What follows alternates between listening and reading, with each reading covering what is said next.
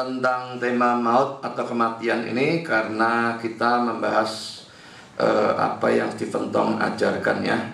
Jadi intinya dia mengatakan kematian Kristus saja yang ada dalam rencana Tuhan, yang ditetapkan oleh Tuhan, tapi kematian orang-orang lain tidak. Lalu orang lain kenapa mati? Ya karena mereka dosa lalu upahnya maut dan sebagainya. Tapi tidak ada Tuhan menghendaki kematian, katanya dia.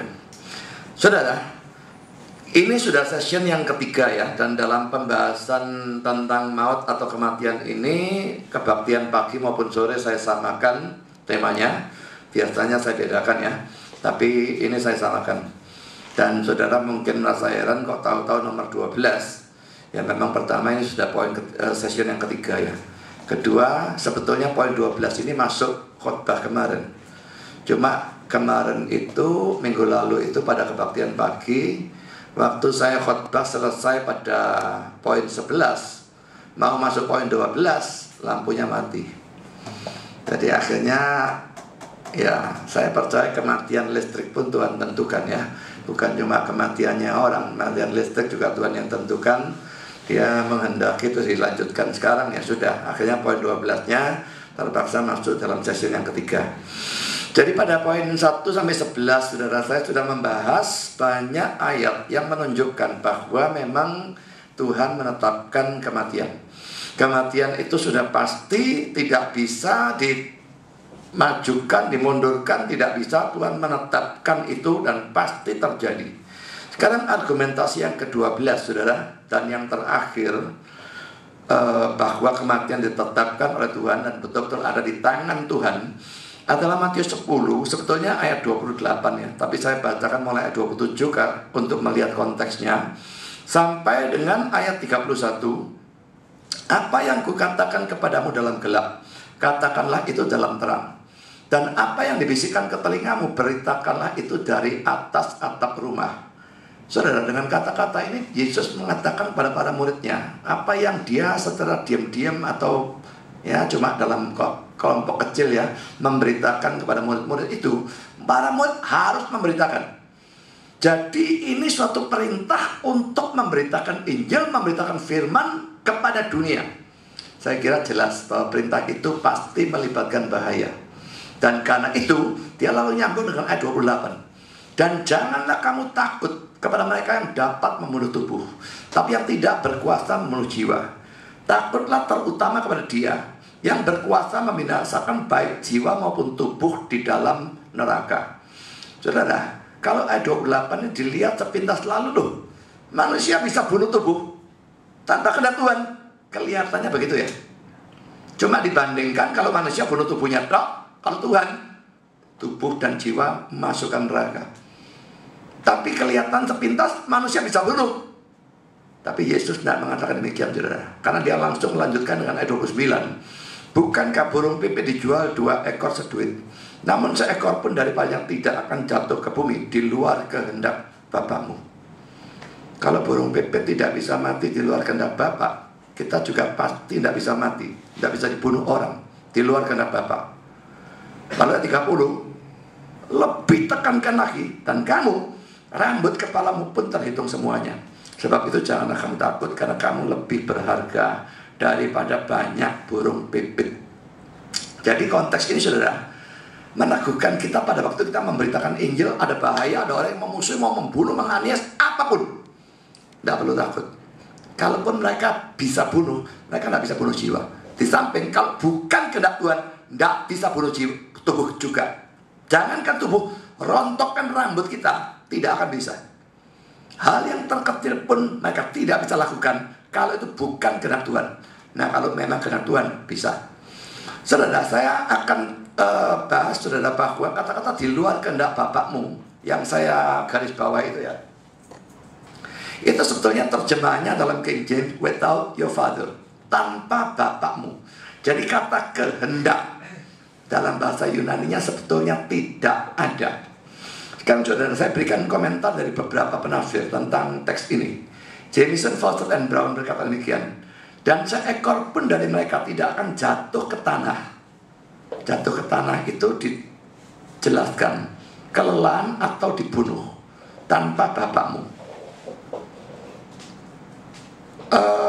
Jatuh ini memang ditafsirkan macam-macam ya. Ada yang mengatakan jatuh itu dia mencelok, hinggap. Setiap burung itu hinggap di tanah. Dia tidak ada hinggap di tanah di luar kehendak Tuhan. Hinggap pun itu kehendak Tuhan. Tapi saya pikir ini tidak cocok ya ditafsirkan demikian. Pembicaraan dalam ayat 28-nya tentang kita dibunuh. Masa burung pipitnya hinggap? Jadi jatuh itu menurut saya harus dalam arti mati. Bukan kelelahan, tapi dalam arti mati. Seekor pun tidak akan mati tanpa bapamu. Tak seekor pun dari mereka dilupakan di hadapan Allah. Seperti dalam Lukas. Jadi Lukas ayat paralelnya saudara. Kita baca Lukas 12 ayat 6 dan 7. Bukankah burung pipit dijual 5 ekor 2 duit? Sungguh pun demikian tidak seekor pun daripadanya yang dilupakan Allah. Bahkan rambut kepalamu pun terhitung semuanya. Karena itu jangan takut karena kamu lebih berharga daripada banyak burung pipit. Jadi dilupakan oleh Allah. Kalau terjemahnya dari Lukas, ya arahnya sebetulnya sama ya. Jadi dilupakan oleh Allah itu tentu saja Allah itu lupa, tidak mungkin ya. Ini tentu bahasa di mana Allah digambarkan seakan-akan dia manusia. Nah, dia melupakan burung pipit itu, tidak ada yang jaga, burung pipit itu mati. Lalu ada ayat lain yang konteksnya sebetulnya berbeda, tapi arahnya sebetulnya sama, menunjukkan perlindungan Tuhan. Lukas 21 ayat 18. Tapi tidak sehelai pun dari rambut kepalamu akan hilang. Terjemahan kita hilang. King James, RSV, NIV, dan NESV menerjemahkan perish, mati atau binasa. Saudara, kita kembali sekarang pada burung pipitnya. Kalau kita bandingkan ayatnya Matius dan ayatnya Lukas, kelihatannya ada kontradiksi. Karena Matius mengatakan 1 duit dapat 2 ekor. Tapi Lukas berkata 2 duit dapat 5 ekor. Ini salah satu dari 2 penginjil yang tidak bisa ngitung, saudara ya. Tapi yang mana kira-kira yang tidak bisa ngitung? Matius itu pengunjung cukai mestinya pintar ngitung ya. Lukasnya tabir, masa tidak bisa ngitung? Tapi bagaimana 1 duit dapat 2 ekor, 2 duit mestinya dapat 4. Tapi Lukas kok bilang dapat 5? Tidak ada kontradiksi, tidak ada yang salah. Di sini berlaku buy 4 get 1 free. Sudah sering ya, buy 1 get 1 free. Kalau buy 1 get 1 free ini sekarang lumrah, tapi dulu tidak musim. Kalau dulu kecil biasanya yang, kalau di Surabaya istilah Jawanya itu welasan ya, beli 10 embo 1. Itu sangat umum di dalam beli macam-macam hal. Beli 10 embo 1. Tapi saudara, burung pipit ini begitu tidak berharga. Beli 4 dapat gratis 1. Jadi Lukas tidak salah, Matius tidak salah. Kalau bayar 1 duit dapat cuma 2. Tapi kalau bayar 2 duit dapat 4, embo 1 dapat 5. Jadi tidak ada kontradiksi. Tapi poinnya begitu tidak berharga, sampai 4 embo 1. Tapi burungnya begitu tidak berharga itu pun diperhatikan oleh Tuhan. Tidak mungkin mati tanpa kehendak Tuhan. Kalau burung pipit tidak mungkin mati tanpa kehendak Tuhan, bisakah kita yang diciptakan menurut gambar dan rupa Allah mati tanpa kehendak Tuhan? Mustahil, saudara. Ya, saya tidak percaya ada orang kebetulan hidup atau kebetulan mati. Kalau saudara melihat di TV pesawat Sukhoi itu 47 mestinya ya, tapi akhirnya cuma 45. Yang 2 itu gagal berangkat. Yang 1 karena mau rapat, yang 1 karena mau ketinggalan, tidak tahu gimana. Kebetulan gak mati, begitu. Saya percaya kebetulan. Saya tidak percaya kebetulan tidak mati. Tuhan memang tidak mau mereka mati. Kalau Tuhan tidak mau mereka mati, saudara, bisa kalau Tuhan mau, mereka tetap ikut pesawat. Tabrakan, semua 45 mati, mereka 2 tidak. Bisa kalau Tuhan mau. Tapi dia tidak memilih melakukan itu. Dia tidak memilih melakukan mujizat tanpa ada perlunya. Dia memilih untuk melakukan tindakan yang lain, mencegah 2 ini ikut. Tidak tahu dengan cara apa. Akhirnya tidak ikut, yang lain berangkat, amblas semua. Jadi saudara, ini semua menunjukkan betapa hidup itu betul-betul ada dalam tangan Tuhan. Dan karena itu tidak perlu takut untuk hidup kita. Kalau saya katakan tidak perlu takut, tidak berarti lalu cari mati ya. Kita harus menjaga untuk tidak mati. Sengaja cari bahaya, itu tidak pada tempatnya. Tapi kalau bahaya mendatang dan kita memang tidak bisa apa-apa, tidak perlu takut mati. Mati hidup di tangan Tuhan.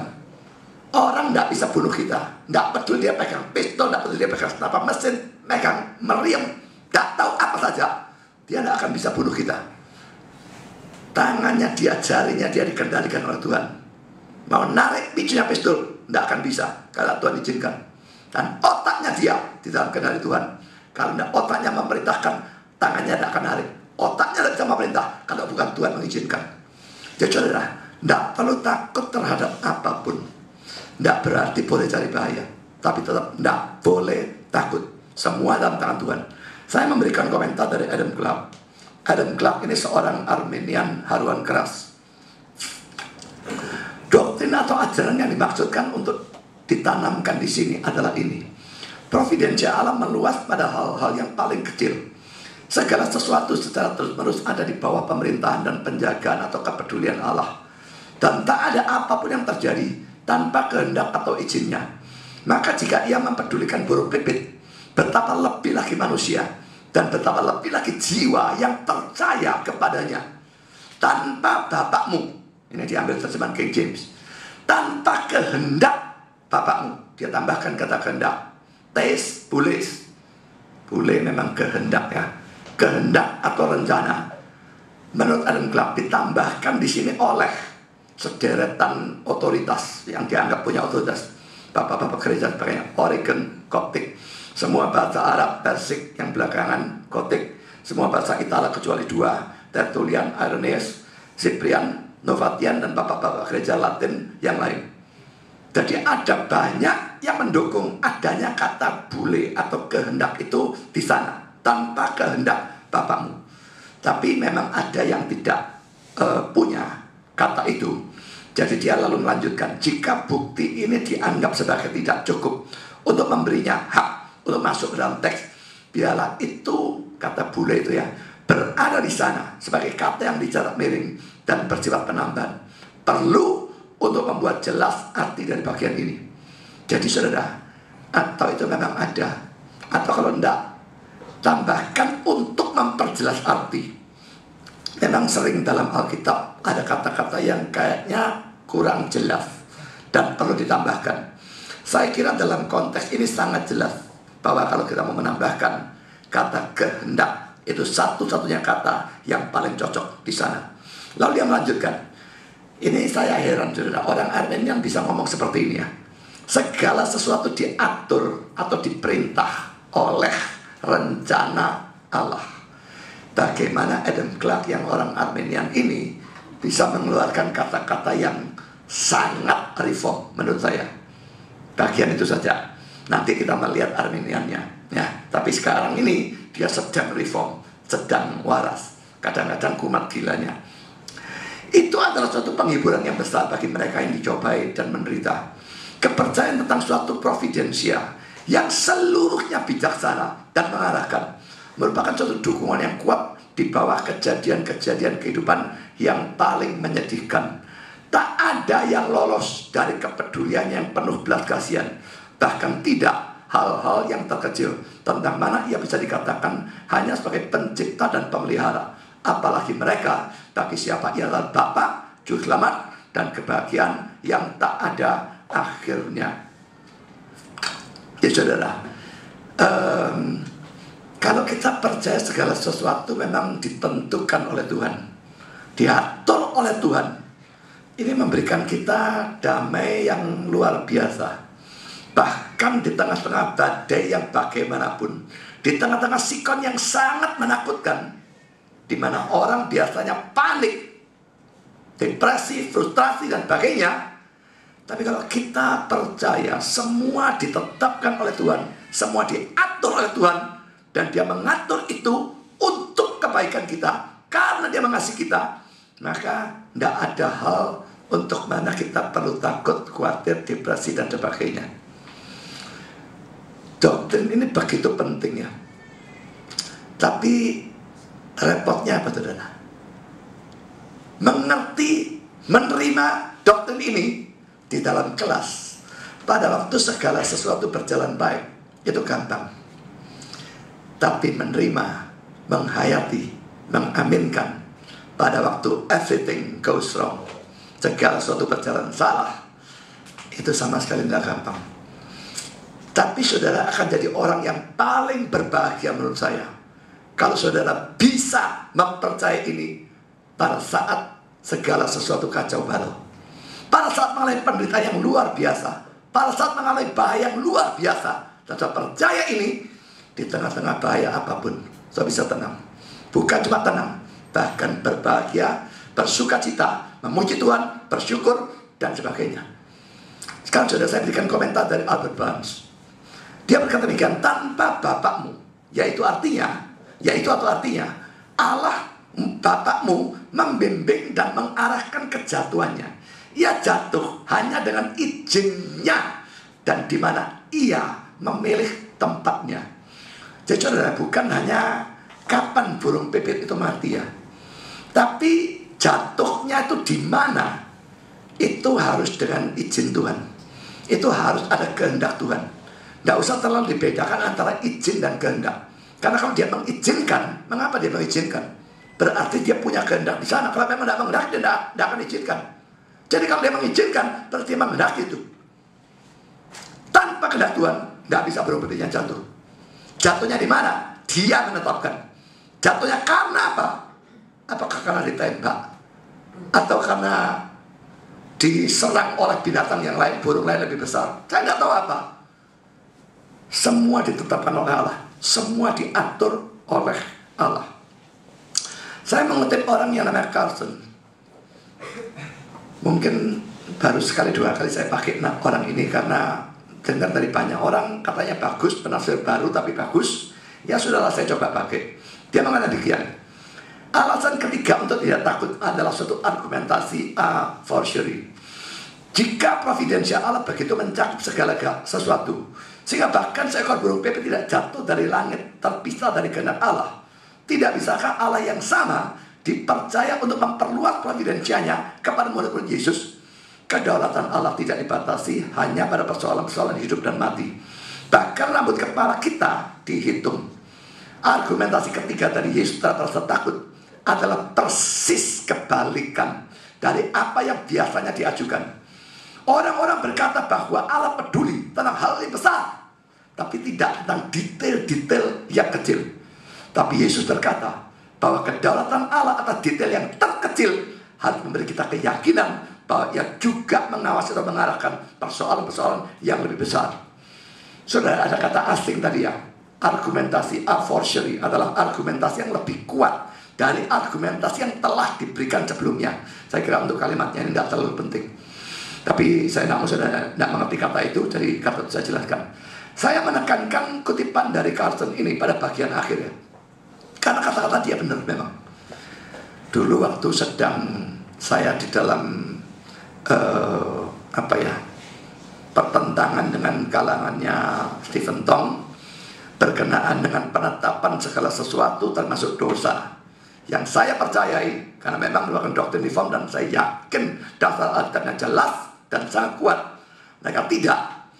Lalu juga ada satu penginjil dari GKA yang namanya Andreko, dan dia mengatakan, masa Tuhan menetapkan hari ini kamu pakai baju kotak-kotak, yang sana pakai baju merah atau baju putih atau baju hijau? Memangnya Tuhannya kengangguran menetapkan yang semacam demikian? Saudara, ini bukan urusan Tuhan nganggur atau tidak nganggur. Kalau ada hal terkecil apapun tidak dia tetapkan dan tidak dia atur dan bisa terjadi, dia bukan Allah yang berdaulat. Kalau dia Allah berdaulat, dia menguasai segala sesuatu, menetapkan, merencanakan semua, mengendalikan semua, mengontrol segala sesuatu tanpa kecuali besar atau kecil. Jadi saudara, bukan terus terang saya kalau ditanya apa sebab dia tentukan saudara pakai baju kotak-kotak, saya Saya tidak tahu apa sebabnya, tapi saya tahu ditetapkan. Apa gunanya? Saya tidak tahu juga, tapi saya tahu ditetapkan. Tidak perlu kita bisa menjawab setiap pertanyaan, tapi jelas bahwa hal kecil-kecil, burung pipit jatuh, rambut kepala rontok, saya kira itu penting mana ya sama saya pakai baju seleret-seleret. Kalau dilihat kecil atau remehnya mana? Apakah rambut rontok satu biji itu begitu penting? Itu remeh luar biasa. Kalau itu tidak mungkin terjadi di luar kehendak Tuhan, maka saudara, hal sekecil apapun. Tapi kalau khotbah ini hujan berkat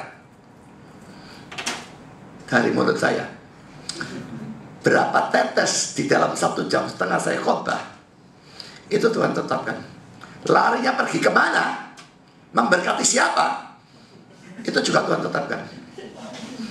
Dan besarnya itu berapa, Tuhan tetapkan juga. Saudara, hal besar, hal kecil Dia tetapkan. Orang sering kali omong, kalau ya hal besar, Yesus mati di salib, atau kita mati, atau gimana, pertobatan, ya itu KKR, hal besar ditentukan. Tapi hal kecil tidak. Saudara, tidak. Yesus berargumentasi sebaliknya. Hal kecil ditetapkan, rambut burung pipit, lebih-lebih hal besar.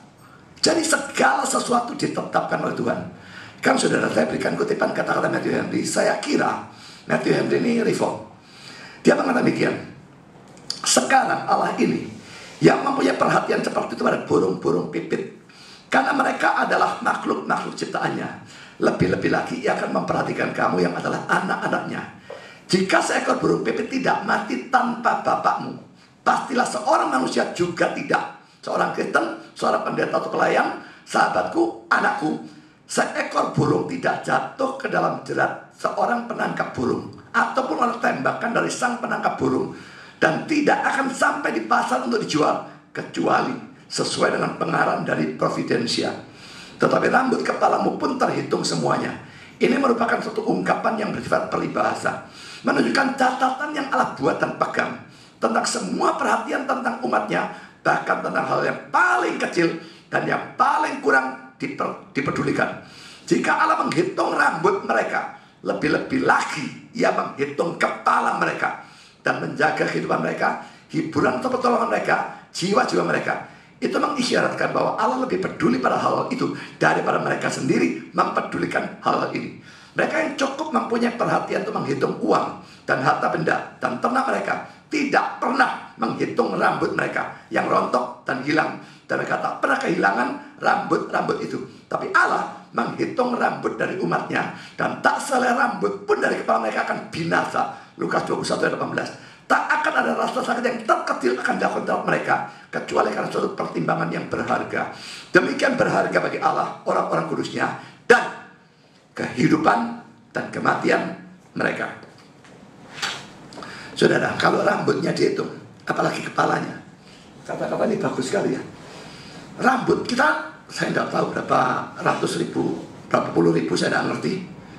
Ya, dia belani ngitung rambut kita. Masa kepala cuma satu tidak dihitung? Rambut satu brodol tidak bisa tanpa kehendak Tuhan. Kepalanya bisa gelundung tanpa kehendak Tuhan. Itu omong kosong yang sangat tidak masuk akal. Dan dia mengatakan, dia atau Allah lebih peduli pada hal-hal kecil rambut saudara daripada saudara peduli rambut saudara. Kalau saudara rambutnya brodol satu, kecuali saudara orang yang setengah buta ya, baru sangat peduli. Waduh, brodol lagi satu. Ya itu kalau orang sudah memang setengah budak. Kalau di sini ada yang setengah budak, saya bukan nyindir siapapun ya. Tapi kalau orang normal brodol satu, bahlah.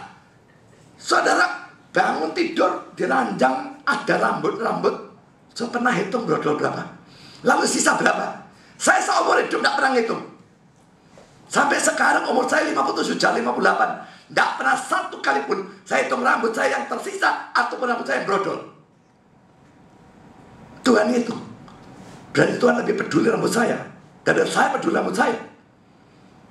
Jadi saudara, hal yang paling kecil pun dia pedulikan.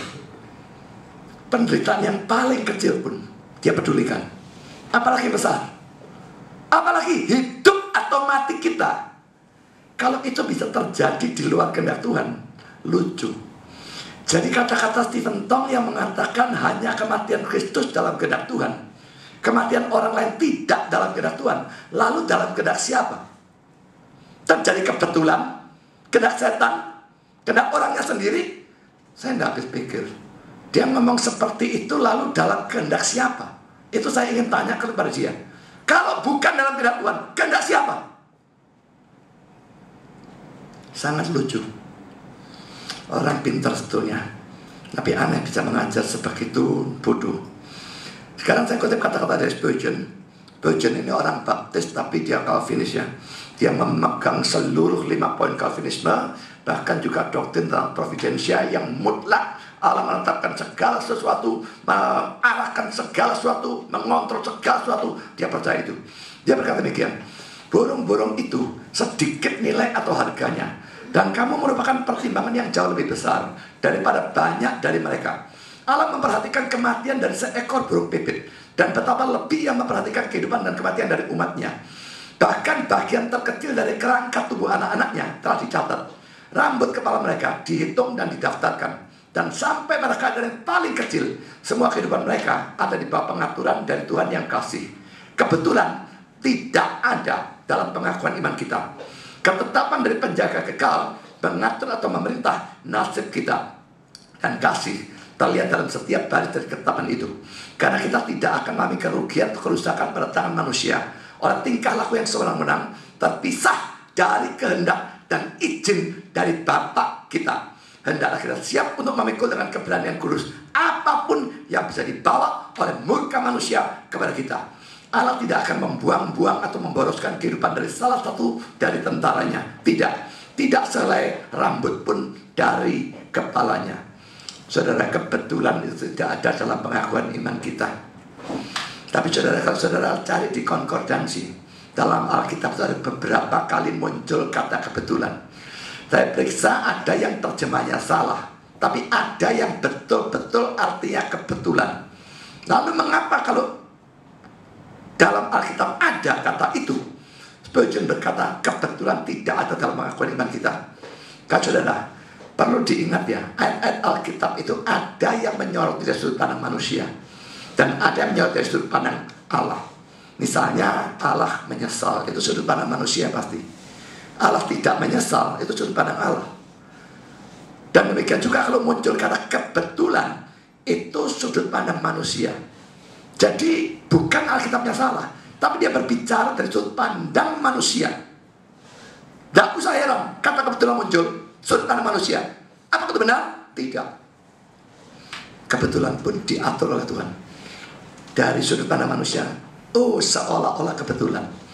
Seringnya kalau saudara ketemu orang di tempat yang sama sekali tidak saudara duga bakal temui dia. Wih, kok kebetulan ya bisa ketemu kamu di sini? Saya dulu pernah ketemu seorang hamba Tuhan. Ya, sama-sama hamba Tuhan, tapi bukan teman dekat gitu, tapi pokoknya kenal itu ya. Saya pernah khotbah di gereja itu kenal. Ketemu di tempat yang sama sekali tidak harapkan. Dia bilang, kok kebetulan ketemu Pak Budi di sini? Saya bilang, tidak ada kebetulan, semua diatur Tuhan. Dia langsung nyurang. Modelnya enggak, tampangnya enggak menyenangkan. Saya ya setengah guyon, tapi saya juga serius. Karena memang enggak ada kebetulan. Kalau saudara saat ini bisa hadir di sini, di mana saya khotbah tentang kematian ini, dia mau saudara mendengarkan. Jadi jangan ngomong, aduh khotbah tentang kematian. Orang itu perlu, mestinya dia itu perlu, bagi dia perlu. Dianya tidak ada di sini ya, dan itu tidak kebetulan. Tuhan tidak mau dia di sini kalau dia tidak di sini. Saudara yang ada di sini, saudara yang butuh khotbah ini. Saudara, bagian bawah dari kata-kata Spurgeon ini, kita tidak akan mengalami kerugian, kerusakan dari tangan manusia apapun yang sewenang-wenang, terpisah dari kehendak Bapa kita, izin dari Bapa kita. Karena itu harus pikul dengan keberanian kudus. Apapun bisa dibawa oleh murka manusia pada kita. Saudara, kalau kita memang diperintahkan menginjil, kita diperintahkan memberitakan firman, siaplah untuk membuat orang marah. Ini sesuatu yang harus disadari oleh setiap orang. Saudara mau taat pada perintah Tuhan, mau nginjil, mau memberitakan firman, perintahkan kebenaran, siaplah orang ngamuk. Memang saudara, di satu sisi ada orang-orang yang akan nanti sangat mengasihi saudara. Kalau penginjilan dia terima, dia bertobat gara-gara penginjilan saudara, Pak, firman Tuhan yang sudah beritakan dia terima, dia masa dibangun oleh firman yang sudah beritakan, dia akan cinta sudah mati-matian. Tapi itu saya kira sebagian kecil, belum tentu bisa 10%. Saya hampir yakin tidak ada 10%. Yang mayoritas akan ngamuk. Kalau dia cuma cuek, itu sudah berbahagialah saudara, dicuekin toh. Kalau dia ngamuk lalu maki-maki, masih berbahagialah saudara, cuma dimaki-maki, gak kerasa sakit kok. Nah, dia ngamuk sampai menganiaya dan bunuh, maka ini sudah sesuatu yang lazim terjadi. Paulus dalam surat Galatia mengatakan, apakah dengan memberitakan kebenaran kepadamu aku telah menjadi musuhmu? Sesuatu yang sangat lazim terjadi. Dan aneh, saya tuh injili kamu tuh mau menyelamatkan kamu kok. Kenapa dia marah? Kenapa dia benci? Kenapa dia mau pukuli saya dan bunuh dan sebagainya? Saya beberapa hari, ya sudah beberapa minggu lah ya, teror orang-orang Islam melalui SMS dan sebagainya. Karena saya debat dengan Moko Ginta. 2 kali debat saya dengan Pak Isra. Dan saya debat dengan mereka. Betul-betul tujuan utama adalah menginjil. Memang juga apologetika ya, membela doktrin Kristen yang dia nyek, dia sikat, dia serang, dia hina melalui bukunya. Memang ya. Tapi sekaligus tujuan utama menginjili mereka. Dan mereka ngamuk. Mereka mengatakan, kamu sama kok kita kalah. Tunjukkan 1 poin di mana saya kalah. Jangan asal ngomong. Tak gitu kan sama saya. Saya masih ingat dalam debat yang kedua dengan Moko Ginta itu. Pertama kan dalam aula kecil. Wih, yang datang sampai begitu banyak. Tidak cukup aula kecil, dipindahkan ke masjid. Memang tidak masuk di dalam gedungnya, tapi di serambinya, tapi di masjid sudah. Nah, dalam perjalanan dari aula ke masjid, Pak Esra berkata pada saya, kapan lagi Injil masuk masjid? Dan kami di sana, saya nggak tahu ya mereka apakah punya pemikiran kalau di masjid itu ada beban psikologis, kami jadi takut. Saya juga sudah berkeputusan saya tidak akan takut, tidak peduli ada celurit dikalungkan di kepala saya. Dan saya rela mati untuk memberitakan Injil.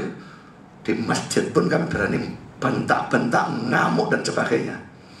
Tapi tujuan kami memberitakan Injil. Mereka mau ngamuk, silakan ngamuk.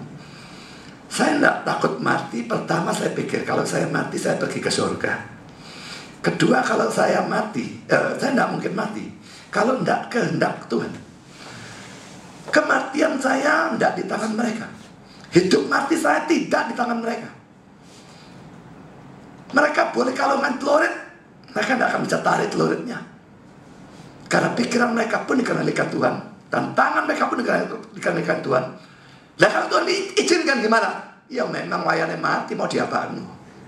Kalau sudah wayane mati, toh ya saya akan mati. Saya nginjil, tidak nginjil ya mati. Jadi saudara, tidak ada yang perlu ditakutkan. Mati hidup tangan Tuhan, itu ditentukan. Apa yang kita takuti? Toh akan terjadi. Lambat atau cepat akan terjadi. Lebih baik mati dengan berani daripada mati jadi pengecut kan. Jadi saudara jangan takut dalam memberitakan Injil, memberitakan firman. Kalau memang harus mati ya biarlah mati. Tapi kalau memang Tuhan tidak menghendaki kita mati, kita tidak bisa mati. Karena kita masuk dalam poin yang ketiga saudara ya. Orang Arminian beranggapan bahwa umur atau saat kematian itu bisa diubah. Saya sebetulnya berikan sedikit keterangan. Terus terang saya tidak tahu apakah semua orang Arminian berpandangan seperti ini. Dan apakah itu memang doktrin resmi dari Arminian bahwa umur atau saat kematian bisa diubah? Tapi saya tahu, dan saya berikan contohnya nanti, beberapa orang Arminian penafsir yang kaliber top, ya, itu menganggap kematian bisa dimajukan atau dimundurkan, umur bisa dikurangi atau ditambah. Dan ini poin pertama yang akan saya bahas. Kematian bisa dimajukan atau dimundurkan, tanda tanya. Umur bisa dikurangi atau ditambah, tanda tanya. Bagi kita reform, saya tidak percaya itu sedikit pun. Semua tetapkan, dan pasti terjadi seperti Tuhan tetapkan. Tapi mereka tidak. Saudara, Aaron Clark memberikan komentar tentang Ayub 14 ayat 5. Sebelum saya baca komentar, dan saya bacakan ayatnya lebih dulu. Ayub 14 ayat 5 sudah kita bahas pada kali yang lalu, ya. Jikalau hari-harinya sudah pasti, dan jumlah bulannya sudah tentu padamu, dan batas-batasnya sudah kau tetapkan, sehingga tidak dapat dilangkahinya. Sebetulnya ayatnya kurang jelas apa tuh? Hari-harinya, bulannya, dan sebagainya ada padamu sudah tentu, kau tetapkan, tidak dapat dilangkahi. Tapi Adam Clark yang tadi memberikan komentar yang sangat reform, sekarang memberikan komentar bagaimana? Coba perhatikan. Ini kata-katanya dia tentang Ayub 14 ayat 5. Melihat hari-harinya ditentukan, masa hidup yang umum dari kehidupan manusia ditentukan oleh Allah sendiri. Sia-sia semua usaha untuk memperpanjangnya, melampaui masa hidup ini. Nah, sampai saat ini masih bagus. Mau perpanjang sia-sia, ya, bagus ya. Juga kematian tidak bisa dihindari. Oke, saya setuju sampai titik ini. Dari debu kau berasal, kepada debu kau akan kembali adalah hukumnya. Sampai titik setuju. Tapi sekalipun manusia tidak bisa melampaui batasan-batasan yang ditentukannya, tetapi ia bisa hidup sedemikian rupa sehingga tak pernah mencapainya. Karena kebodohan dan kejahatan mempersingkat masa hidup manusia. Dan karena itu sang pemazmur berkata, orang penumpah darah dan penipu tidak akan mencapai setengah umurnya. Mazmur 55 ayat 24. Karena oleh kemalasan, tak adanya penguasaan diri, minum minuman keras berlebihan, dan nafsu-nafsu yang kacau melanggar peraturan, hidup manusia diperpendek dalam kasus-kasus yang tak terhitung atau sangat banyak. Sampai titik ini sudah ngerti maksudnya? Nggak bisa dilangkai, katanya Ayub 14 ayat 5. Jadi kalau melebihi batas yang Tuhan tentukan nggak bisa. Tapi kalau dimajukan bisa. Ya, lebih tua dari yang Tuhan tentukan nggak bisa. Tapi mati lebih muda bisa. Kalau saudara hidup males, katakanlah nggak mau olahraga, lalu hidupnya bodoh. Bodoh itu macam-macam, saudara, ya. Makan yang ngawur, ya. Sudah tahu kolesterolnya tinggi, makan jeroan, makan babi. Sudah tahu kencing manis, makan es campur. Sudah tahu hipertensi, makan ikan asin. Ya, cepet gin. Ya, lalu sampai setengah umurnya, Tuhan tentukan katakanlah 80, 40 sudah gin. Ya, bisa diperpendek, katanya dia. Mari kita baca terus. Kita tidak boleh mengerti batasan-batasan sebagai diterapkan kepada individu-individu, tapi ada bangsa secara umum. Saya pikir kata-kata ini luar biasa bodoh. Tidak tahu muncul dari mana, saudara. Ayub 14 ayat 5 itu dari mana bisa diartikan bahwa itu tidak menunjuk pada individu, tapi kepada bangsa.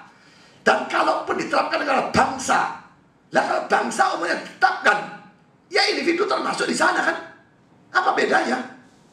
Itu kata-kata luar biasa bodoh.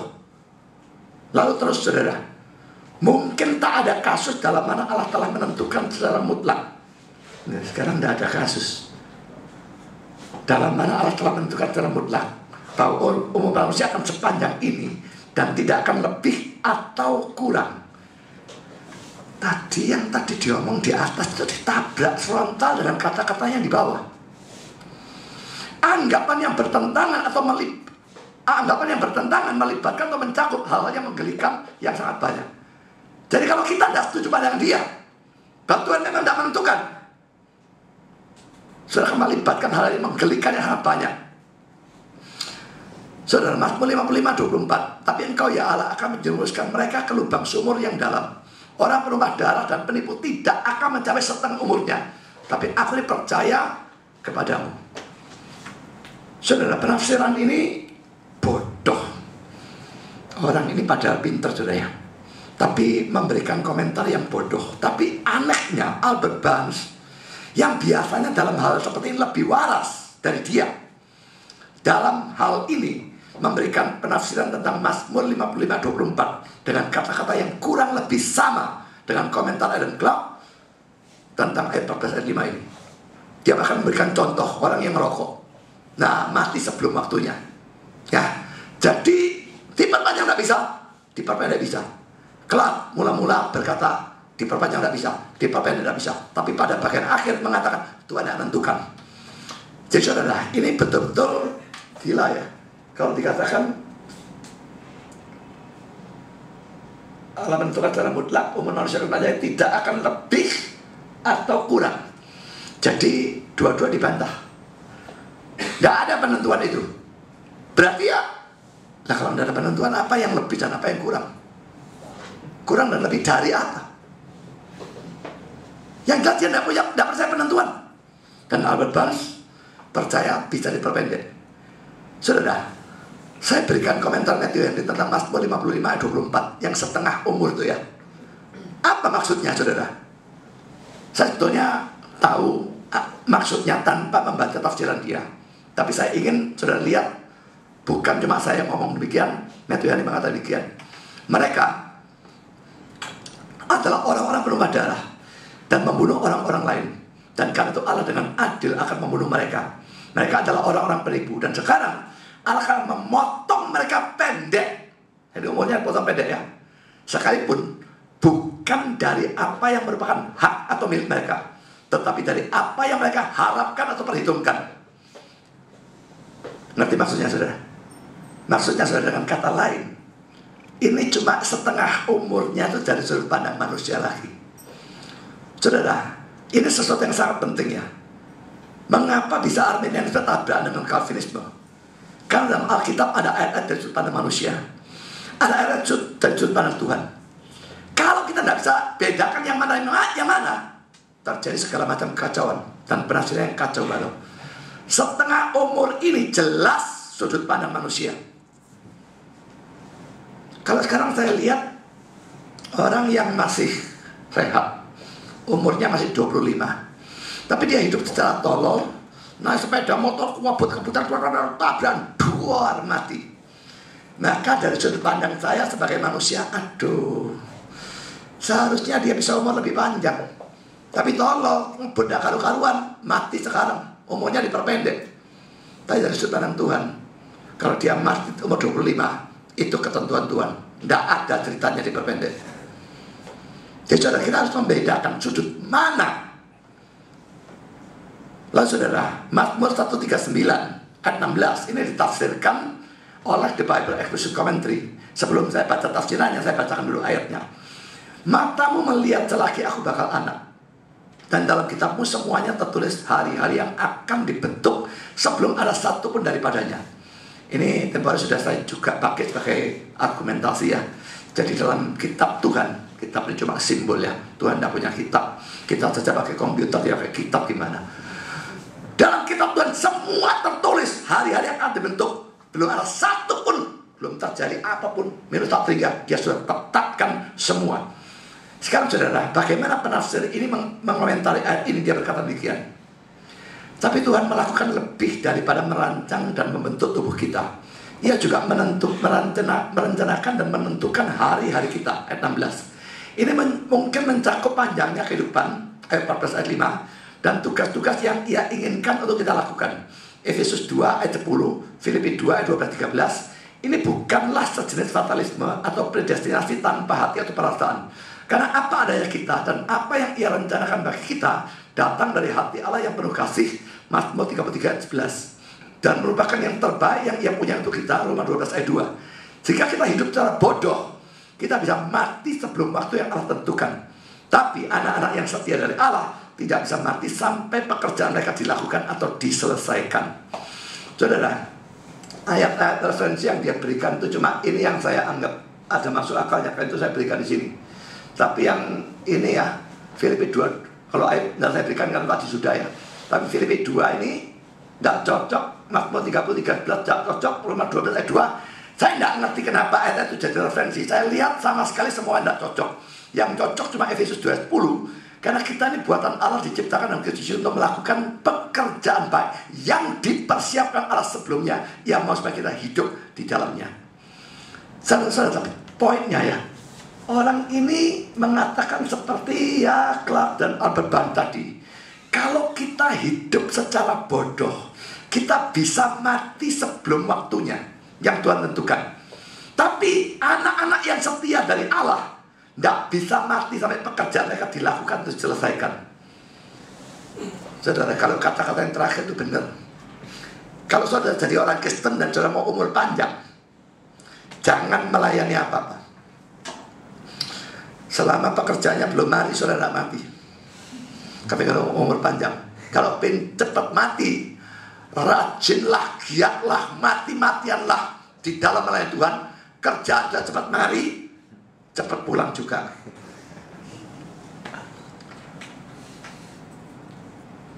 Mungkin benar ya, Calvin itu rajinnya luar biasa ya. Saya tidak habis pikir dengan kesehatan yang begitu buruk, kena penyakit asma yang luar biasa hebat. Dan zaman itu tidak ada obat seperti zaman sekarang ya. Sesak, tidak bisa napas.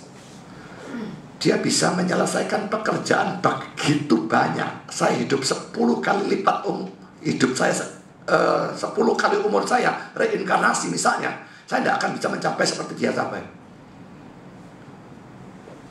Makanya dia cepat mati, saudara. 55 game over. Apa memang demikian? Saya kira tidak ya. Semua tetap memang ditetapkan oleh Tuhan. Dan saya tidak percaya bahwa hidup yang bodoh membuat kita mati sebelum waktunya.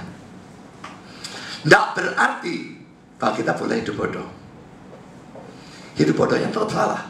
Kita merokok, kita tidak mau olahraga, kita makan yang ngawur dan sebagainya, ya. Lalu naik kendaraan ngebut, ngawur, pokoknya cari bahaya secara sengaja. Itu dosa. Tapi apakah betul-betul memperpendek? Tidak. Semua ditetapkan oleh Tuhan, dan penetapan Tuhan itu akan terjadi. Itu pandangan saya. Jadi ini jelas lagi-lagi penafsiran Arminian. Lalu saudara Lenski dalam komentarnya tentang Matius 6:27, kekhawatiran tidak bisa menambahkan sehasta saja pada jalan hidupnya dia. Dia mengatakan kekhawatiran tidak memperpanjang hidup. Itu biasanya mempersingkat hidup. Laki-laki dia bicara secara manusia, saudara. Kalau secara manusia saya bisa terima, tapi ditinjau oleh Tuhan, tidak. Kekhawatiran menimbulkan macam-macam penyakit. Bisa stres, bisa serangan jantung, dan sebagainya. Bisa mempersingkat hidup secara manusia. Tapi dari sudut pandang Tuhan, tidak. Semua sudah ditentukan.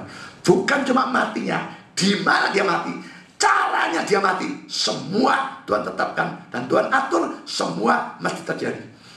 Jadi saudara, saya tetap percaya penetapan Tuhan tidak bisa berubah. Tapi tetap saudara, tidak berarti kita boleh hidup ngawur, tidak karu-karuan. Sekarang saudara, Mazmur 102 ayat 24-25. Jadi saya akan tunjukkan ya sekarang ya, sederetan ayat.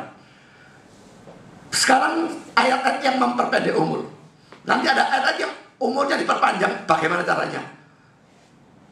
Kalau saya baca semua, khotbahnya bisa selesai jam 8. Jadi saya baca singkat-singkat hanya bagian yang saya garis bawahi. Mazmur 102 ayat 24-25. Memperpendek umurku, mengambil aku pada pertengahan umurku. Pengkhotbah 8 ayat 13. Tidak akan panjang umur. Ulangan 4, 25, 26 bagian akhirnya, tidak akan lanjut umurmu di sana. Jadi saudara, ada hal-hal tertentu yang ayat-ayatnya katakan memperpendek umur. Sekarang kebalikannya saudara, hal-hal tertentu yang katanya memperpanjang umur. Ayat yang paling terkenal mungkin adalah hukum kelima. Hormat, Keluaran 12. Hormatilah ayahmu dan ibumu, supaya lanjut umurmu di tanah yang diberikan Tuhan Allahmu kepadamu. Saudara, saya cari Clark ngomong apa tentang ayat ini. Saya kepingin tahu Arminian bilang apa dan Calvinis bilang apa dan sebagainya.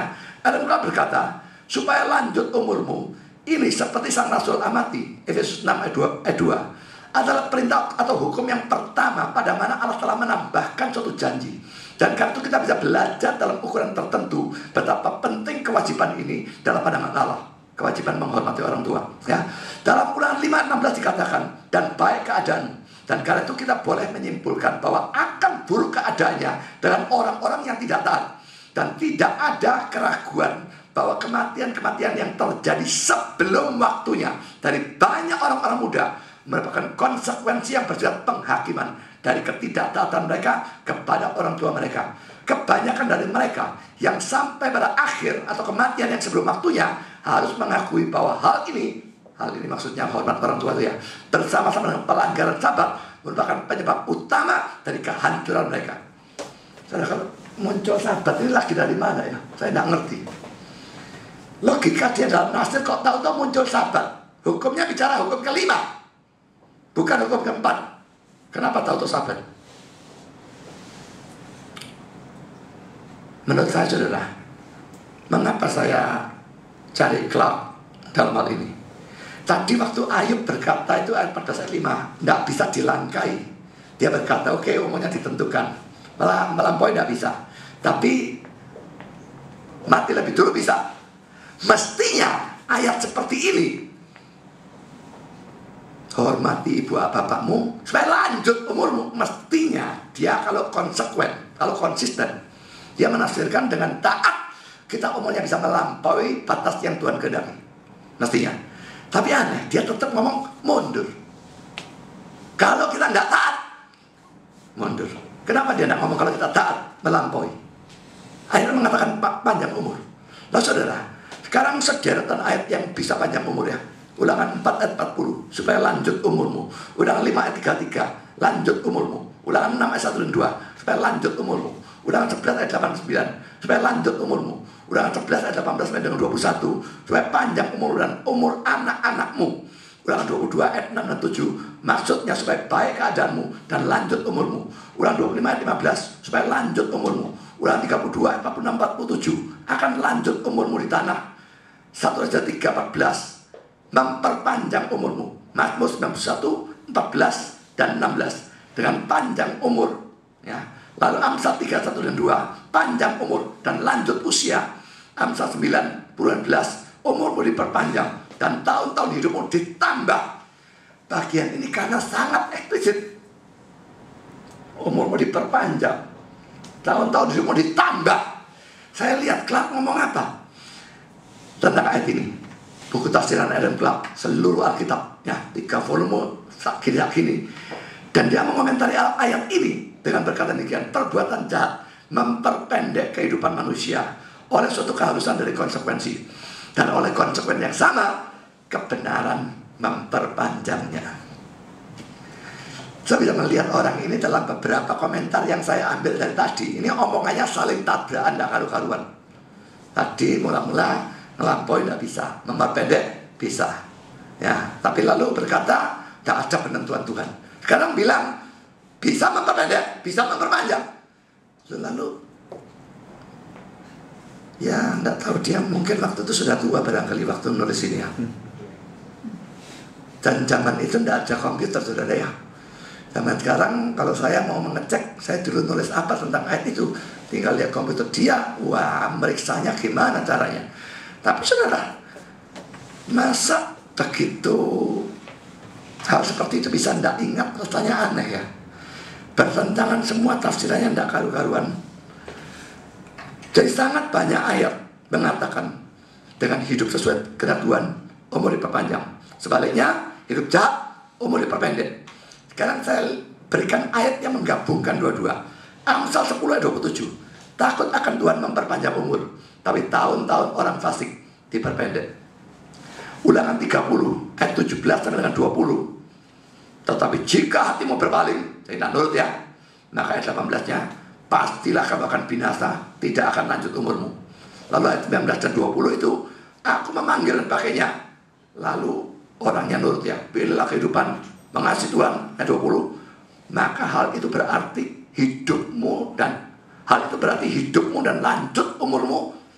Jadi saudara, ayat-ayat ini menunjukkan kalau nurut diperpanjang, tidak nurut diperpendek. Kalau semua ayat-ayat ini diartikan secara apa adanya, taat diperpanjang, tidak taat diperpendek, maka ini akan bertabrakan dengan 12 ayat yang sudah saya jelaskan, yang menunjukkan dengan jelas bahwa usia manusia ditentukan oleh Tuhan. Jadi bagaimana? Buang ayat ini? Tidak. Seperti yang saya katakan, ayat-ayat yang menunjukkan umur manusia ditentukan Tuhan, tidak bisa diubah.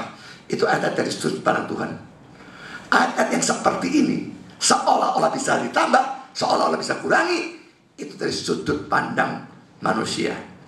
Pada waktu orang hidup jahat, dihukum mati, seakan-akan dari sudut pandang manusia, oh, belum waktunya mati.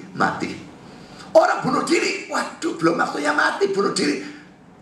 Karena itu banyak orang bilang kalau orang dibunuh atau orang yang bunuh diri itu nanti gentayangan rohnya.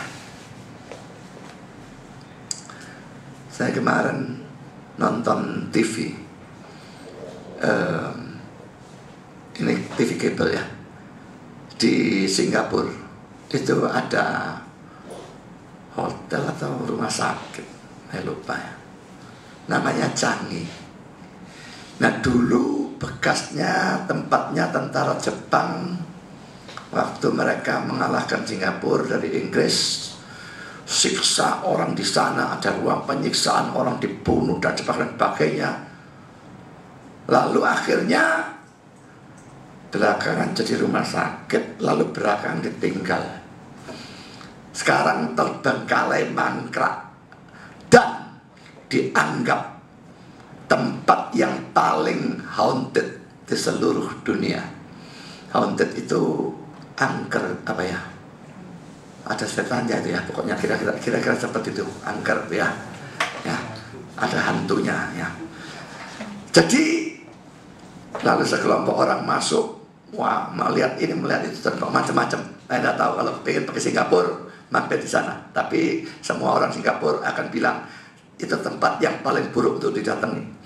Ya, tapi kalau kepingin lihat hantu, pergi ke sana. Tapi saudara, apakah memang orang yang dibunuh itu mati sebelum waktunya, lalu rohnya bisa gentayangan? Orang yang bunuh diri mati sebelum waktunya, rohnya bisa gentayangan? Saya tidak percaya itu. Tidak ada roh gentayangan. Begitu mati, atau surga atau neraka. Lalu yang gentayangan itu apa? Itu setan yang menyamar. Dia cuma bohongi kita. Jangan percaya hal yang semacam demikian, saudara. Jadi Allah menentukan umur. Ini jelas sudut pandang Allah. Umur bisa diperpendek, bisa dipanjang. Itu sudut pandang manusia seolah-olah. Sudut pandang Allah dan manusia yang benar yang mana? Ya jelas sudut pandang Allah yang benar. Saya beri contoh saudara. Misalnya tentang hari Tuhan ya. Kedatangan Yesus yang kedua, hari penghakiman. Itu ditentukan oleh Tuhan. Tidak bisa diubah.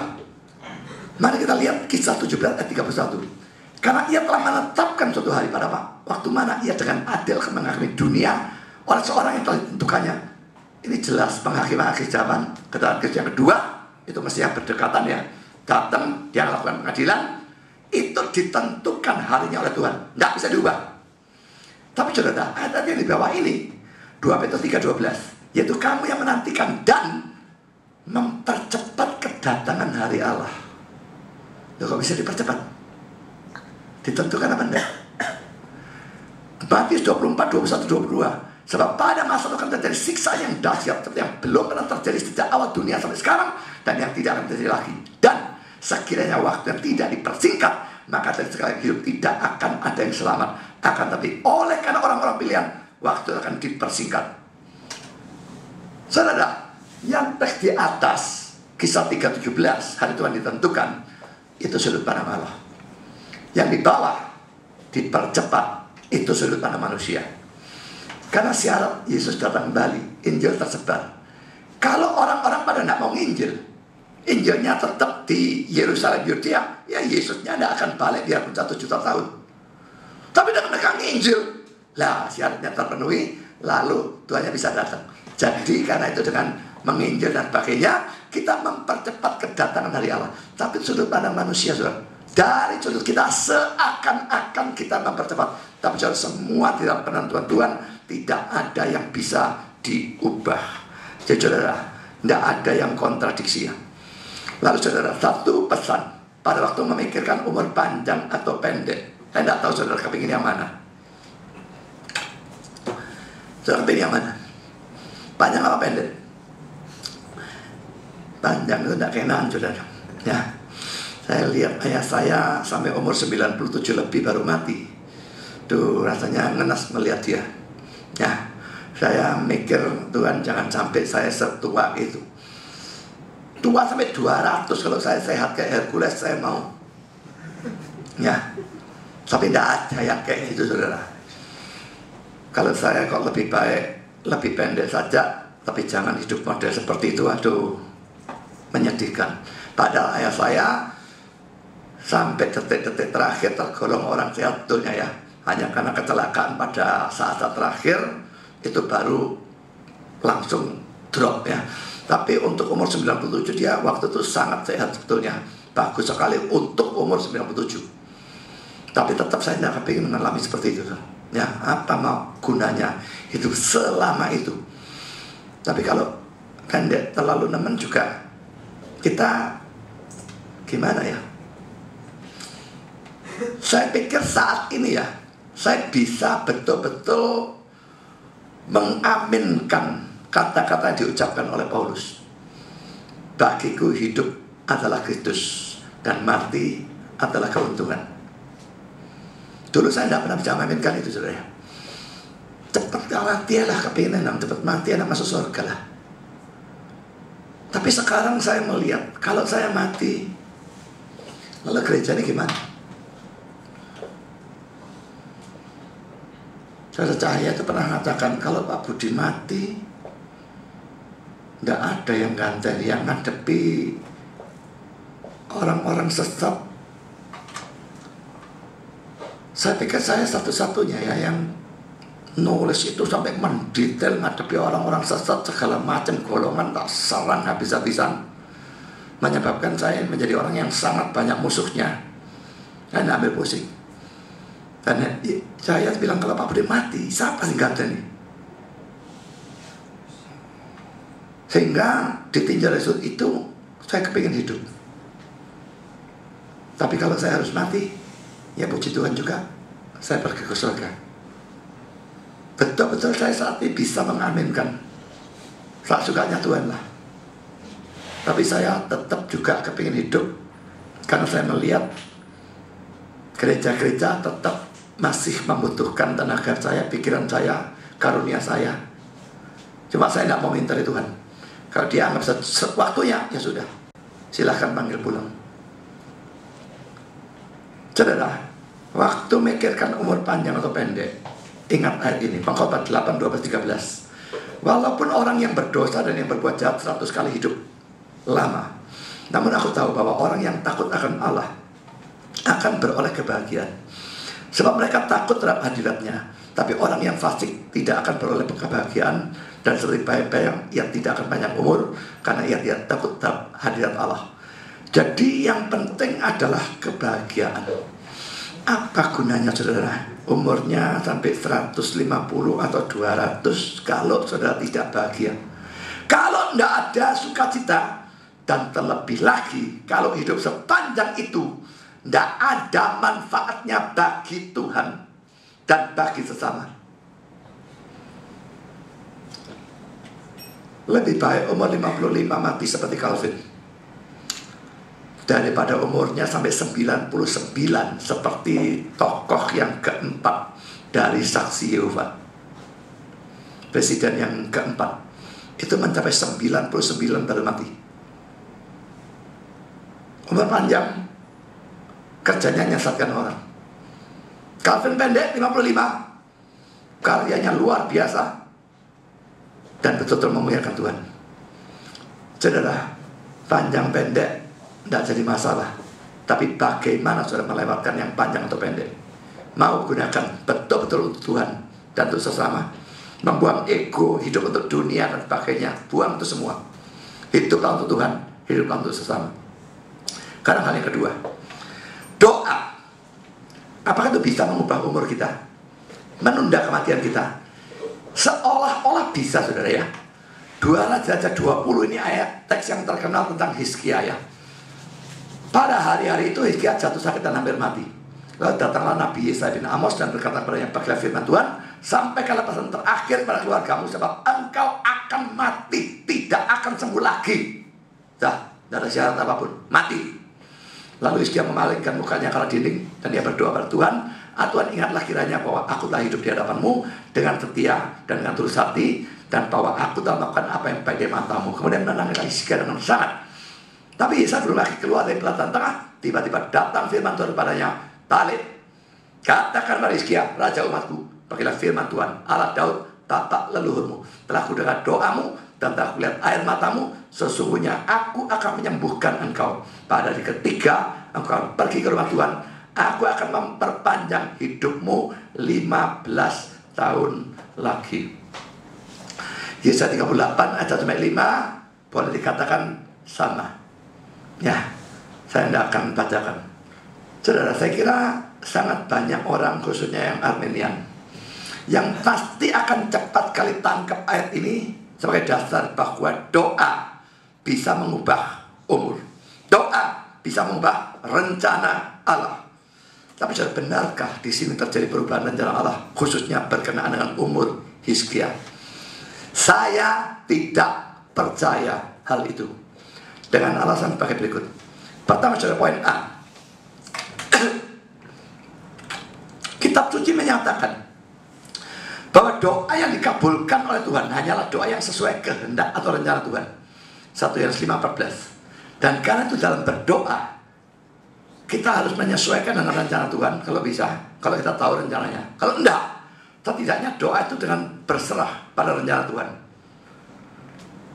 Matius 6 ayat 10, Matius 26, 39 dan 42. Soal kita baca ayat ini ya, 1 Yohanes 5:14, dan inilah keberanian percaya kita kepadanya, yaitu bahwa ia mengabulkan doa kita jikalau kita meminta sesuatu kepadanya menurut kehendaknya. Saudara, kalau orang zaman sekarang cuma lihat Matius 7 ayat 7 dan 8, mintalah akan diberikan. Jadi minta apa saja, pokok tekun beriman. Kalau contohnya berpuasa, berlutut, mesti diberikan. Tidak pernah baca ayat ini mereka. Ayat ini berkata hanya diberikan kalau sesuai kehendak Tuhan. Kalau tidak sesuai, minta sampai jongkir balik, tidak bakal dikasih. Mau puasa sampai mati, Tuhan akan biarkan saudara mati. Ayatnya menyorot sekali. Kehendak Tuhan di sini jelas, rencana Tuhan. Tidak sesuai rencana, doa kita berarti kalau dituruti mengubah rencana Tuhan. Tidak bisa. Lalu Matius 6 ayat 10, ini doa Bapa kami ya, jadilah kehendakmu. Dan Matius 26 ayat 39 dan 42, doa Yesus di Taman Getsemani. Ya Bapak, jikalau sekiranya mungkin biarlah cawan ini lalu daripadaku. Lewat saja, aku dosa minumlah. Itu maksudnya dia. Tapi karena dia suci, dia menundukkan keinginannya, permintaannya pada kehendak Tuhan. Bukan kehendakku yang jadi, kehendakmu yang jadi. Dalam arti kalau kita menyoroti permintaan itu sendiri, permintaan Yesus pun ditolak. Karena akhirnya dia harus minum cawan yang diberikan oleh Bapa. Jadi ditolak. Tapi kalau kita melihat doa dia secara keseluruhan, dia minta jadi kehendakmu, bukan kehendakku. Maka secara keseluruhan doanya diterima. Ya, tapi permintaan itu sendiri ditinjau secara khusus ditolak. Jadi saudara, kalau kita menafsirkan bahwa di sini dalam kasus Hizkia terjadi kasus di mana doa dia mengubah rencana Allah, seluruh ayat-ayat ini ditabrak semua. Nggak bisa menafsir seperti itu, saudara. Ini poin A. Sekarang poin B. Kitab suci mengatakan berulang-ulang, saya sudah berikan 12 poin, bahwa usia manusia ditetapkan oleh Allah, dan ketetapan tidak mungkin dilampaui, diperpendek, diperpanjang, tidak. Ayatnya sudah saya berikan. Dan kalau di sini kita tafsirkan doa Hizkia betul-betul memperpanjang usianya dalam rencana Allah, maka kita nabrak semua ayat itu juga. Ketiga poin C. Pada saat Hizkia sakit itu ya, dia belum punya anak. Karena dengan membandingkan 2 Raja 20 ayat 6 dan 2 Raja 21 ayat 1, kita bisa tahu bahwa Manasye baru lahir 3 tahun setelah peristiwa ini. Tidak mungkin Tuhan merencanakan kematian Hizkia pada saat itu. Dia belum punya keturunan. Manasye itu anaknya Hizkia, belum ada. 3 tahun lagi baru muncul. Kalau Hizkia mati, keturunan Daud berhenti. Dan itu berarti, pertama, janji Tuhan kepada Daud dalam 2 Samuel 7 ayat 12-16 tidak akan tergenapi. Bandingkan dengan ayat 6 bagian akhir ya. Oleh karena Daud hambaku, nanti lihat sendiri. Jadi doa Hizkia itu dikabulkan karena Tuhan itu ingat, aku janji sama Daud, keturunanmu terus dijaga ya. Lah kalau berhenti di Hizkia, lah ya janjinya tidak terjadi, tidak bisa. Kedua, janji tentang Mesias atau Yesus juga tidak akan terjadi karena Yesus lahir dari keturunan Hizkia maupun Manasye. Dua-dua orang ini masuk ke dalam silsilah Yesus di dalam Matius 1 ayat 9 dan ayat 10. Jadi saudara, tidak ada kemungkinan kita menafsirkan di sini terjadi perubahan rencana Allah gara-gara doa Hizkia. Kalau gitu, bagaimana penafsiran yang benar tentang cerita ini? Saudara, kalau saudara bandingkan ayatnya ya, Hizkia waktu sakit itu umur 39 ditambah 15, nanti dia betul-betul mati pada usia 54. Mikir-mikir seperti ini, ada satu penafsir yang ngomong, enak enggak jadi Hizkia ya? Enak enggak saudara dikasih tahu umurmu tak terpanjang 15 tahun lagi, pada waktu saudara sudah melewati 14 tahun, tuh tinggal setahun kan? Lewat sebulan, tinggal 11 bulan. Lewat sebulan lagi, tinggal 10 bulan. Lewat 11 bulan, tinggal sebulan. Mati kan 29 hari, 28 hari. Kira-kira enak apa enggak? Sebetulnya kalau kita Kristen sungguh-sungguh kita tidak perlu peduli. Bah kurang sehari peduli amat. Pokoknya saya mati, saya masuk surga, selesai. Ya. Cuma saya tidak tahu keyakinan orang-orang PL tentang masuk surga itu sampai seberapa dalamnya, saya tidak ngerti. Kalau kita orang-orang PB bisa. Tapi tetap ya, biarpun mati itu yakin masuk surga, jangan pikir kalau betul-betul saudara tahu dengan pasti besok saudara mati. Selalu enggak takut sih tidak mestinya ya. Kalau saudara kita sungguh-sungguh tidak, bisa saja setan menyerang saat terakhir, bisa. Ada orang yang Kristen saat terakhir mau mati takut, tapi diberikan kekuatan lalu bisa kuat kembali. Tapi normal mestinya tidak. Tapi saudara, saya pernah mengalami satu kasus, saya sendiri ya, bukan orang lain. Pada saat itu kesehatan itu begitu buruk, saat ini juga buruk. Ya, tapi saat itu begitu buruk sehingga saya betul-betul mikir saya akan mati dalam waktu yang dekat. Dan waktu mikirkan seperti itu, takut tidak saudara? Saya tidak tahu gimana menceritakannya ya. Tapi dakdikduk itu ada. Bukan takut, saya yakin masuk surganya. Dakdikduknya itu karena apa kira-kira? Saya akan masuk ke suatu tempat yang saya tidak pernah pergi. Kalau saya sering ke Kupang ya kan dakdikduk. Dan kalaupun saya misalnya tidak pernah ke Rusia, saya bisa dengar tentang Rusia dari banyak orang, dari film dan sebagainya. Tapi tempat itu, orang yang pergi ke sana tidak ada yang balik untuk cerita kepada saya. Lalu bagaimana keadaan hidup ini? Ngalami apa gitu loh? Kalau mau mati, bilang mati gitu ya. Ngalami apa itu di sana? Melewati bagaimana? Ya sampai di surga, percaya saya. Tapi alami apa? Itu membuat mau tidak mau dikduk. Jadi jangan pikir ya diperpanjang 15 enak. Ngitung, kurang 30 hari, kurang 29 hari, nanti kurang 1 jam. Wah. Tapi pokoknya saudara, itu cuma ya dongeng saja. Pada usia 39 tahun, Hizkia sakit, hampir mati. Dan kalau Tuhan memang menghendaki Hizkia mati pada saat itu, pada usia 39 itu, dia bisa mendiamkan saja hal itu ya. Tahu-tahu mati itu saja.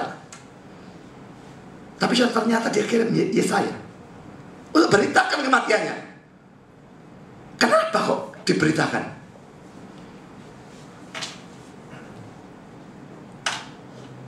Hizkia mendengar dari Yesaya, kamu akan mati. Beres-bereskan urusan dengan keluarga dan sebagainya. Dia tersentak. Dan dia lalu berdoa. Dan Tuhan mengabulkan permohonannya. Akhirnya terlaksana rencana Tuhan. Jadi rencana Tuhan, memang dia mati umur 54, bukan 39. Nah, tapi kalau seperti itu, dalam ayat 1 waktu Tuhan berfirman, kamu akan mati. Loh, firmannya bujui kalau gitu. Mau rencana Tuhan belum kok? Tidak. Itu tidak dusta. Hizkia betul-betul akan mati seandainya dia tidak berdoa.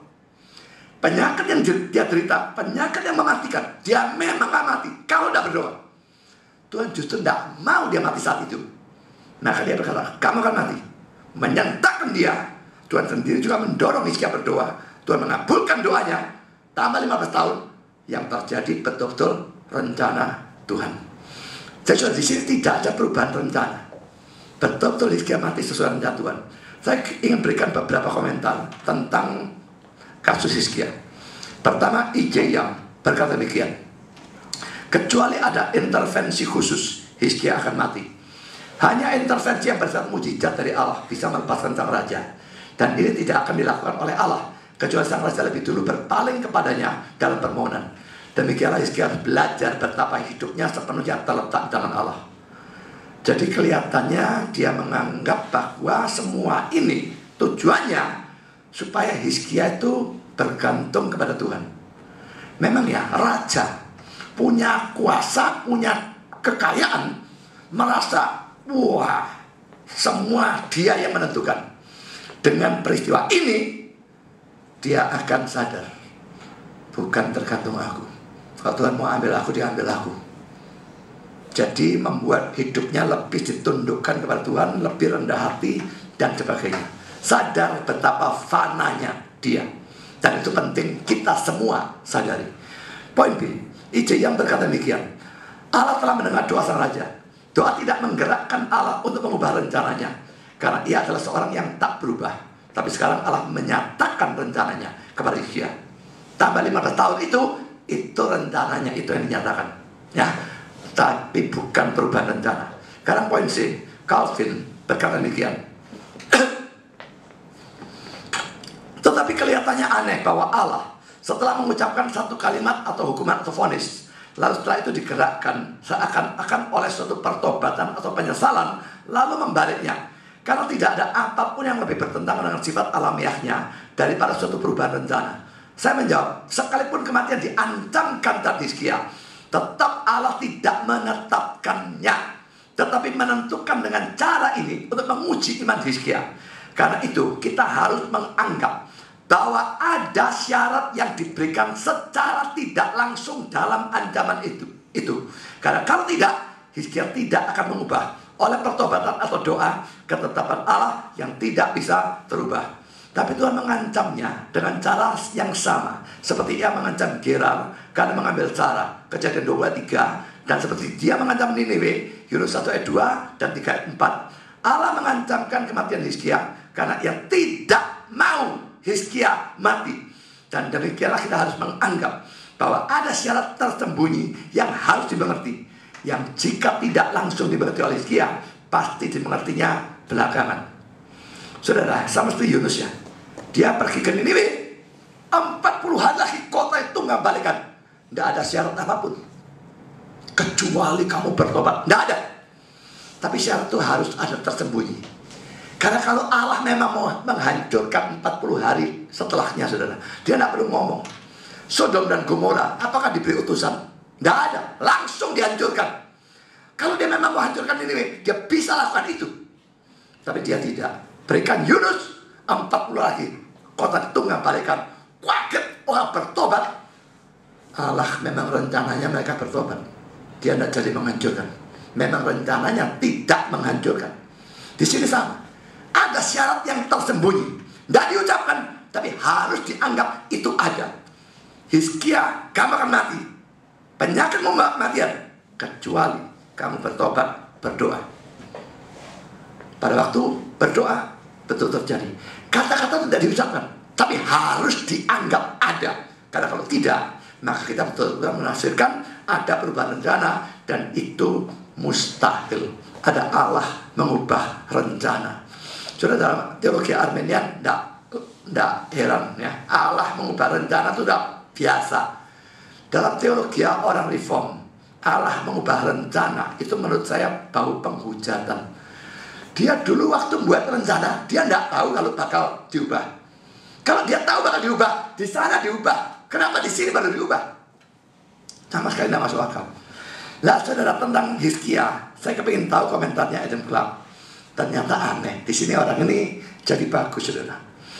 Dia berkata demikian. Hizkia tahu bahwa sekalipun kata-kata Yesaya disampaikan kepadanya dalam bentuk yang mutlak, tetapi kata-kata itu harus dimengerti secara bersyarat. Karena kalau tidak, ia tidak akan berdoa pada Allah untuk membalik suatu rencana yang ia tahu tidak bisa dibatalkan. Jadi sama komentarnya sama si Calvin. Dalam ancaman itu ada syarat. Ya. Jadi dia di sini bagus lagi. Sedang tidak kumat dia. Ya. Poin D, Calvin. Sekilas pandang ini kelihatannya memang menggelikan. Karena kita diciptakan dengan suatu batasan yang dipilih bagi kita, yang tidak bisa dilewati sesaat pun. Seperti Ayub juga berkata, batas-batasnya sudah kau tetapkan, sehingga tidak dapat dilangkainya. Ayub 14 ayat 5. Tapi pemecahannya mudah. Apa yang dikatakan sebagai masa perpanjangan harus dimengerti menunjuk pada pandangan Hizkia. Calvin sama seperti omongan saya tadi menafsirkan ditambah, bukan rencana Allah berubah. Hanya dari sudut pandang manusia. Ya, dari sudut pandang manusia seakan-akan umur bisa ditambah. Sudut pandang Allah tidak bisa. Sekarang saudara, yang terakhir komentar Calvin. Mengapa Tuhan mengirimkan Yunus ke Niniwe untuk meramalkan kehancuran kota itu? Mengapa ia melalui Yesaya menyatakan kematian pada Hizkia? Karena ia bisa menghancurkan baik Niniwe maupun Hizkia tanpa utusan kehancuran. Karena itu ia mempunyai maksud yang lain dari itu. Diperingatkan lebih dulu tentang kematian mereka. Mereka melihat kematian itu datang dari jauh. Memang ia tidak menginginkan supaya mereka mati, tapi supaya mereka diubah, supaya mereka jangan mati. Jadi saudara, kasus-kasus semua itu, semua kelihatannya mutlak, tapi sebetulnya harus diperhitungkan ada syarat. Dipenuhi syaratnya, Allah tidak jadi melakukan apa yang diancamkan itu.